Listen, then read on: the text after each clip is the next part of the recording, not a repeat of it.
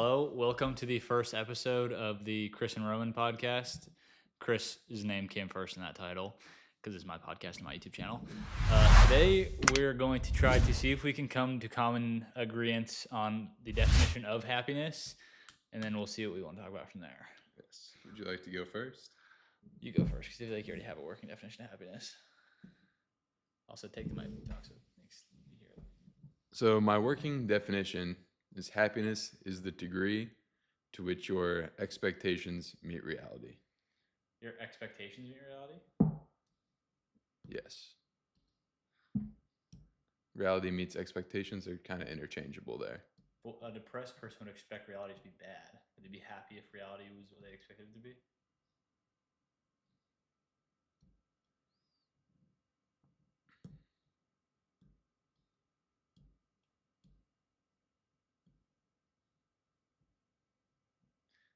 I would think that definition would make more sense if you changed to the extent that your preferences, or to the extent that your expectations are in alignment with reality, to the extent that your preferences are in alignment with reality.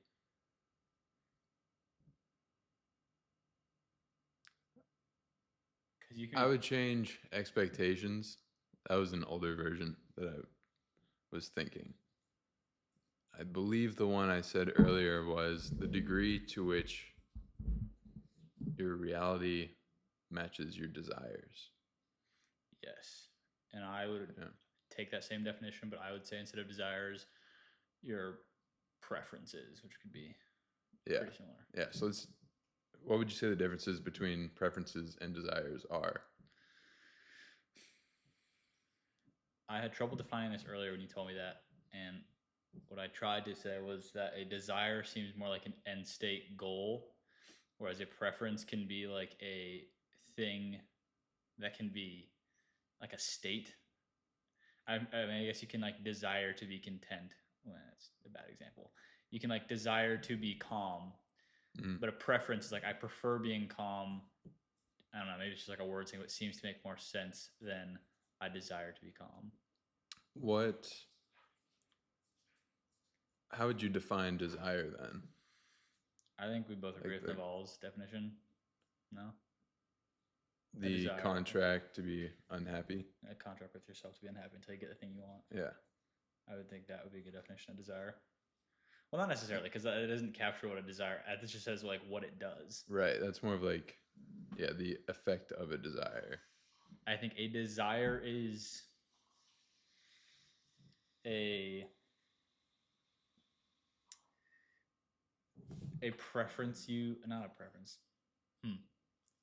A way that you want reality to be. I mean, it's kind of hard to say because it could be like you could desire a thing, you could desire a guitar, and that's not I want. I guess in that sense, I want reality to be that I have this item. So I guess that kind of would work for all things. But if I desire to be happy, I guess I'm desiring for reality to be a way in that way that I'm happy. I use desire in the definition because I feel like a preference is a desire that you don't want. Like it's just a desire to a lesser degree. A preference is a desire to a lesser degree? In my mind, yeah. I prefer it to be this way, but I can also be okay with it not being that way. Versus a desire, like, has some negative effect when it's lacking. I feel like I can go without my preference and still be unaffected emotionally by it. So the original definition you gave was happiness is when reality is in alignment with your desires. Happiness is the degree to which your reality matches your desires.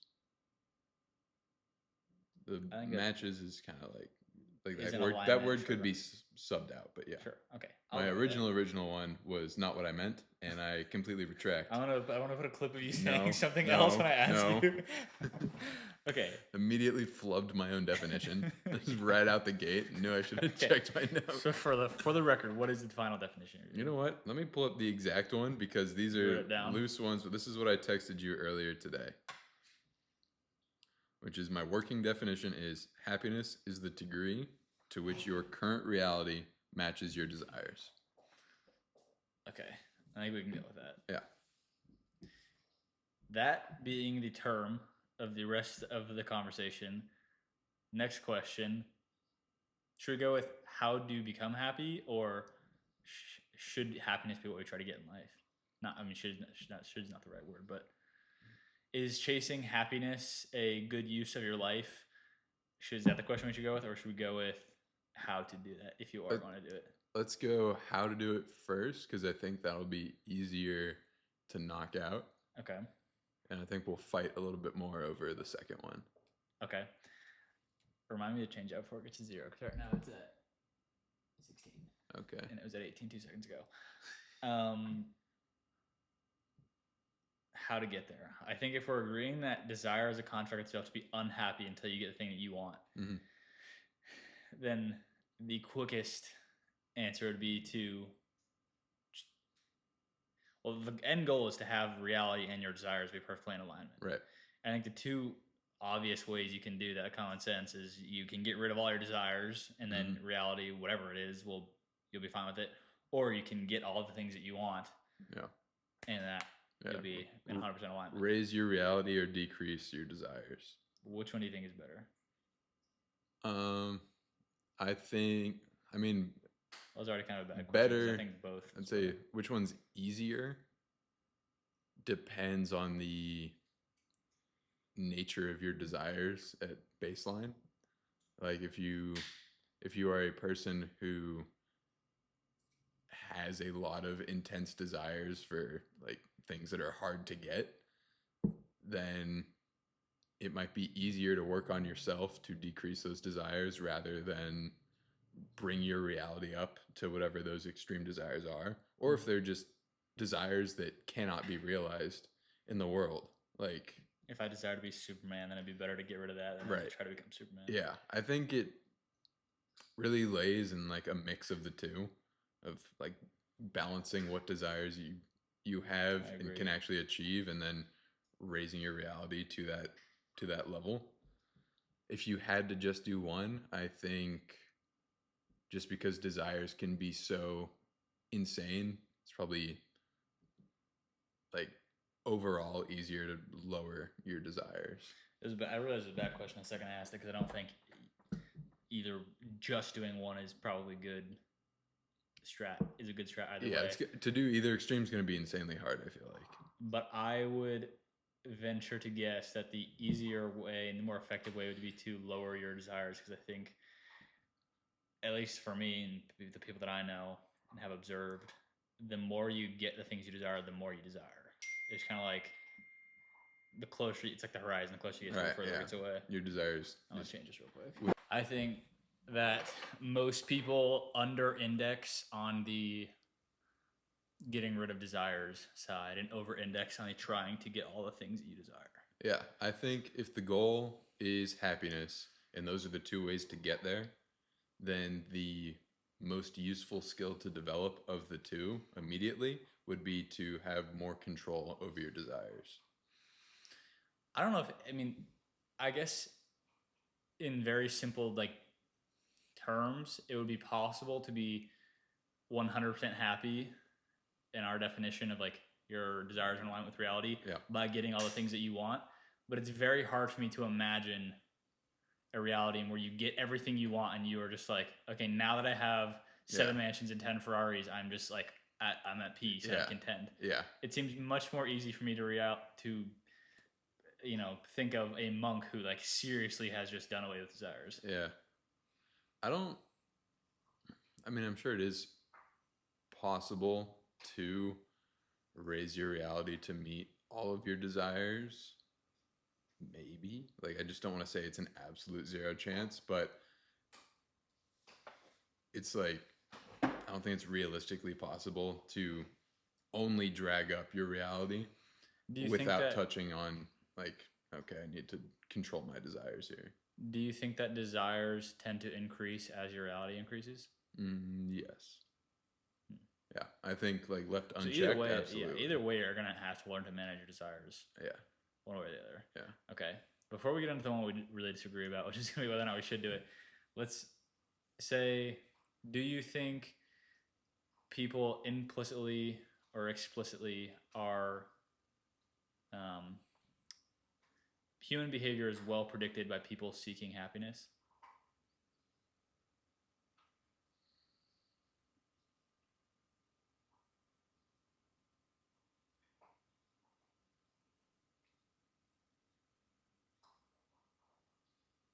No, How come? because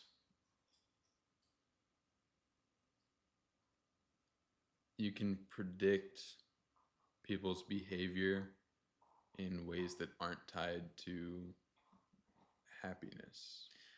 But You can predict behavior Mm. and people's actions that they take, even if they are in contrast to equaling out desire and reality. I think people's I'm not hard set on that though. I think from an objective outside perspective, you could say someone's actions are not in alignment with them becoming happier. Like a drug addict may not actually be in alignment with becoming happier when they're doing heroin. You can very well predict that they're going to continue to do heroin. Mm-hmm. But I think their behavior is their shot at trying to become happier, whether or not they're successful at it. The reason I think this is because I think from looking inside myself, I ask myself, why do I do this? Or why do I get a good test? Why do I want to get a good grade in my test so I can get a good grade in the class? Why do I want to get a good grade in the class so I can do good in school? Why do I want to go to school so I can get money? Why do I want to get money so I can provide for my family? Why do I want to provide for my family? Because I would feel like a piece of shit if I didn't provide for my family. Why do I not want to feel like a piece of shit? Because that would cause me suffering, which I believe to be the opposite of happiness. Mm-hmm. So I think you can say, as the heroin addict, why are you doing heroin? Because when I do heroin, it feels better than when I don't do heroin. And even if they're like, over the long run, have a bad plan at actually increasing their happiness, I think their implicit or explicit reasoning for doing the thing they're doing is to feel better. Yeah. So I guess my disagreement on that comes from you can observe somebody's actions and they can retroactively be justified to pursue either long-term or short-term happiness. And so it kind of uses some usefulness in its predictive abilities. It loses some usefulness? Right. Because you can take an extreme would be the heroin addict. He's doing that because he's pursuing short-term happiness at the cost of long-term happiness.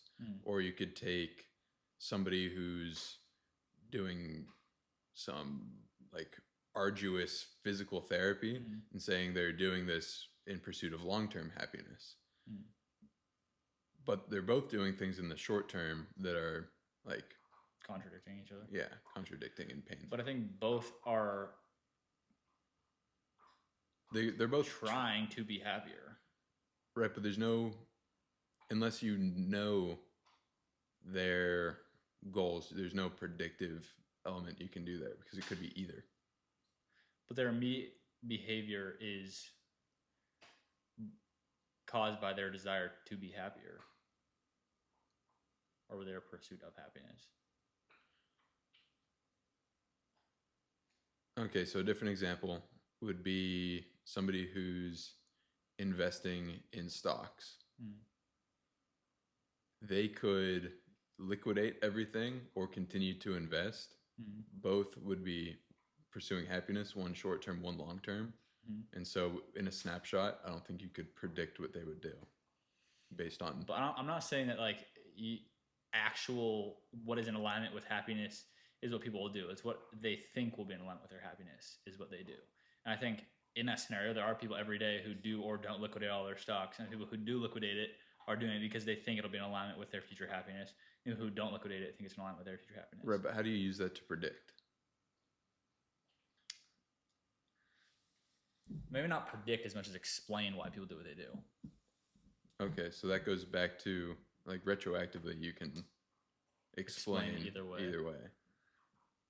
So and like the heroin act versus physical therapy. Yeah, and the liquidation versus not. Like retroactively, you can explain both. So I don't think it's very useful. But both are explained by the same thing. Both of them are, the heroin addict and the person doing physical therapy are both trying to increase their happiness.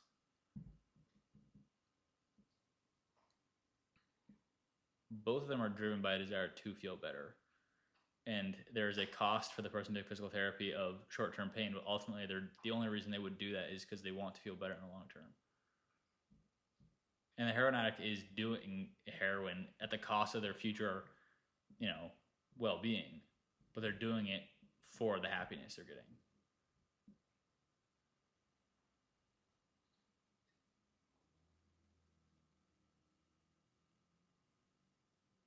To steal from Aristotle, he said, happiness is the end to which all of our means point. And I think that is a pretty solid line.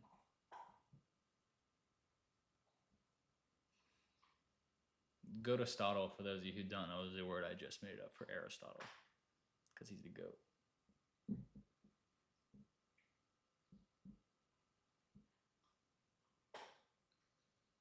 So, I mean, just to go back to the start, the initial thing was, do you think all human behavior can what by happiness? I said, is happiness a good predictor of human behavior? But I think I should have said, this is different. What I should have said instead, a better question is human behavior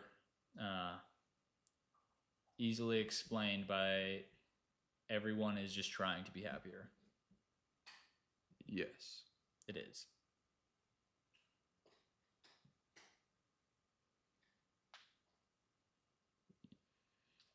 I'd be okay with saying that. And yeah. Okay. For now, like open to change, but if I think of something that breaks it, but right now, yeah. Well, I agree. If you disagree, put it down in the comments. I'm looking at you, Mom. You're the only one watching this. Come up with an edge case where it breaks. I'm looking at you, Ryan, and Mom, and Charlotte, because you're the only people who are going to have something to say. Next question, before we get to the final goodness at the end. Do you want to be happy?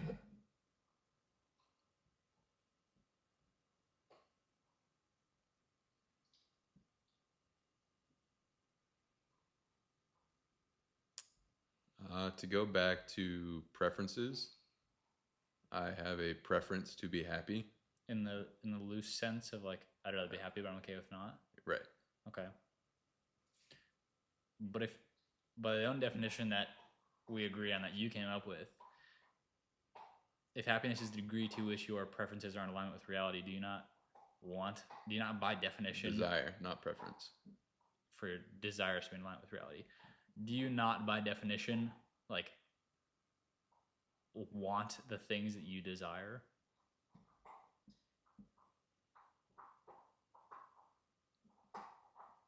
If you actually desire the things that you do desire. But I don't desire to be happy. But you do desire whatever it is that you desire. Right. So kind of by definition, if you want the things that you want, aren't you kind of hoping that your desires become in alignment with reality? Wouldn't being happy mean that you are getting the things you desire? I don't know if I have any hardcore desires. Well, you definitely have some sort of desire. Like you desire to continue breathing in the next moment. Right, but anything that would be functional for this conversation, like some external thing. You don't desire to be a billionaire? I have a preference, but I would be... You don't call it desire? No, because I'm okay if it doesn't happen. I'll be happy regardless. I have the capability to be happy regardless. Do you think happiness is like a binary, like 1 happiness, 0 unhappiness, or do you think it's like a gradient? I think that's why I use the definition I have. I think it's a gradient. Because it's a degree to which reality matches your desires. So when you say I'll be happy regardless of whether or not, I use the billionaire thing because that's something you like. Yeah. Semi want is to be a billionaire. A goal. You said you'd be happy either way. Would you be like you're not binary, like 1-0, happy, unhappy. You'd be happy to a degree. Yeah. But would you not be more happy if you were a billionaire or not a billionaire? Like, would that truly have no effect on your happiness? I won't know until I get there, to be honest. Have you ever desired anything and gotten it? You're like, you've wanted something and had like food. You wanted something to eat and you've gotten it. Yeah. and you feel better. Depends on the thing. Right. but if you like really are hungry and you want to come home and eat a creamy, and you eat it, you feel better, then you get the thing you want. Yes. So you want that thing. Is that not the same as like when you're hungry, you desire a creamy? If I'm hungry, I would have a desire to not be hungry. Yeah, so that's an example of a desire that you have. Okay, so back to the question you asked. Do you want to be happy? When you desire things, like when you're hungry and you desire food, or when you're a human and you desire breathing, or when you're working and you desire being a billionaire, do you want those things to actually, you don't actually get those things? I have a preference to be happy, but I am okay if I am not. What do you mean by okay? As in, if it happens or it doesn't, I will continue to live. That's it. But you prefer to be happy over unhappy? Honestly, not even all the time. Because if I were constantly happy, then it would kind of lose its contrast and meaning. Okay, but over the course of your life, of course, like it would be an optimal strategy to maximize happiness to constantly be happy, because you'd hedonically adapt, and it would be like not as good as if you had the contrast. But if contrast is a strategy to become overall more happy, would you like to be overall more happy if that means contrast is what you need to do? No. You would not rather live a life that's overall more happy? Like that doesn't like. No, because then that would be imposing a desire on myself to want to be more happy, and that's just back to our definition of desire: a contract to be unhappy. Okay, it makes sense that you like why you would it'd be functionally effective to not want to be happy, because it just seems like a formula for not being successful. But like when you look inside yourself, you're saying you actually don't have a preference to have more happiness in your life rather than less.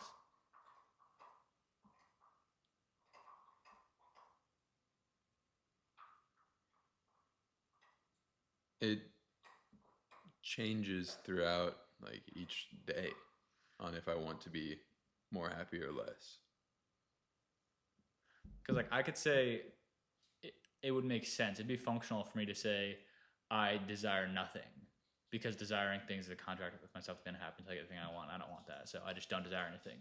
That'd be like functionally a good thing to be true. But in reality, when I look inside of myself, I do desire things. It's just like against my wiser self. I do have desires because I'm not perfect. Are you saying you think it's a better idea not to be impartial about happiness, or you are saying you genuinely like are impartial about happiness?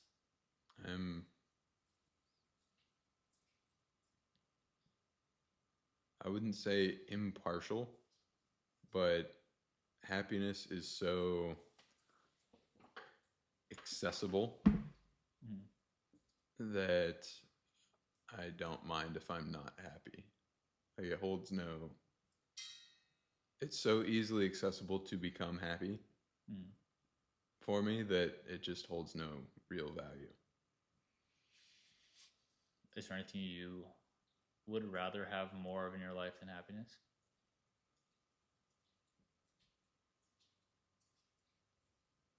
Like if I had my way, I would choose whatever, maybe like contrast is necessary, but I would choose whatever path leads me to spending the most of my life being content and happy. If I had like dials in front of me, that's the one I would have the highest. Let's say I value being content more than being happy.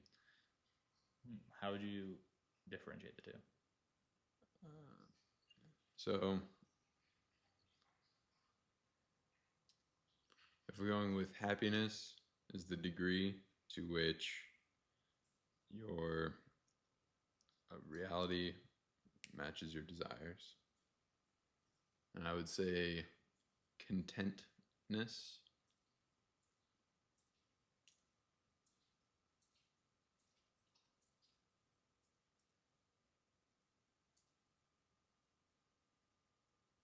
trying to think of a non-circular definition. Do you have one for content? I would previously, I probably would have said something else for happiness, and I would have given the definition you gave for happiness for contentment. Because I think contentment is having everything you want, which is kind of the same thing as having your desires match reality. And typically, the best way to do that again is by having less desires than by increasing your reality, in my opinion. But that is what I would say contentment is lacking a desire for your reality to be a different way. Which is kind of the exact same thing as we're defining as happiness. Well, no, because that would be a binary. Like you do or you don't lack it, and happiness is to a degree. Yeah. Like well, I guess I would say contentment kind of is to a degree as well, though. Because you can be very discontent with your life. You could also be like kind of discontent with your life. Would you say there's a difference between content and happy? My immediate reaction when I hear those two words, the content person is someone who's like calm and just at peace. Yeah. And a happy person that has like a positive affect and they're like smiley and haha and laughing. Yeah. It could just be the difference is that content person is they're both in a state where their desires are matched with reality, but a content person is closer on the edge of less desires to match reality, and a happy person is more on the side of increased reality to match desires. I would say, in my mind, the difference is happiness fluctuates, content is more stable.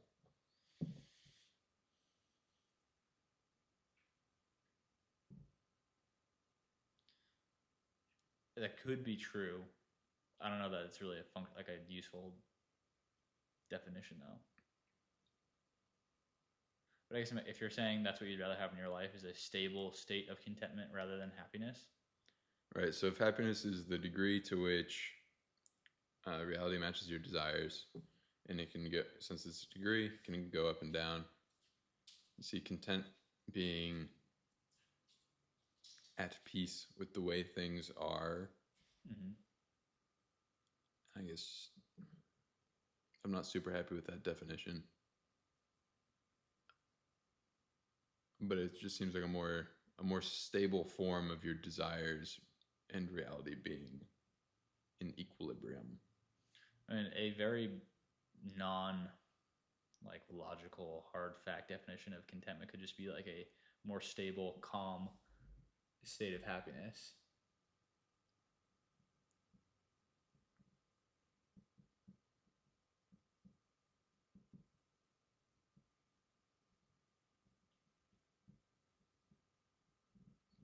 Yeah, I'm not sure on that. Maybe we'll have to come back to this in episode 2. Yeah. Okay, final question. Do you think... That's battery 11.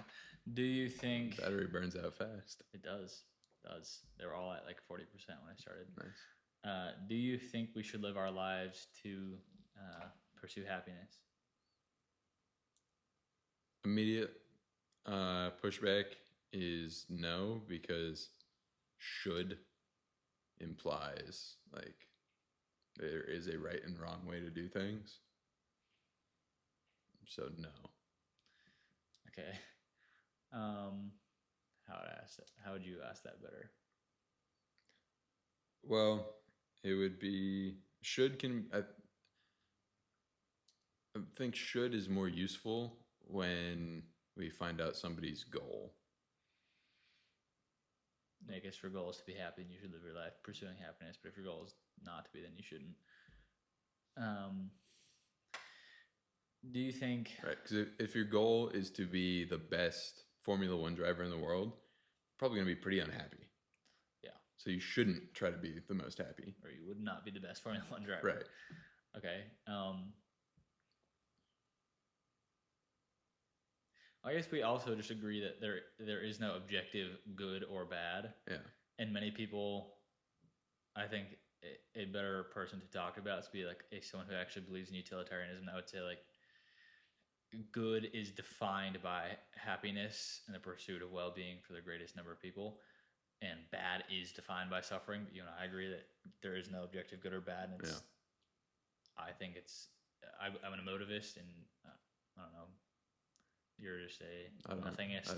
You don't have ists. I don't I don't put myself in a box. Okay, so maybe this is not a conversation that would even make sense. Yeah, I mean, we both think nothing's good or bad, and so it's hard, right? So throwing a should without. Do you think subjectively happiness is good?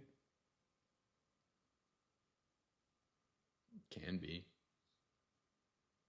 I feel like people can easily destroy their lives pursuing like happiness at the sake of everything else. I would be fine with having happiness at the sake of everything else.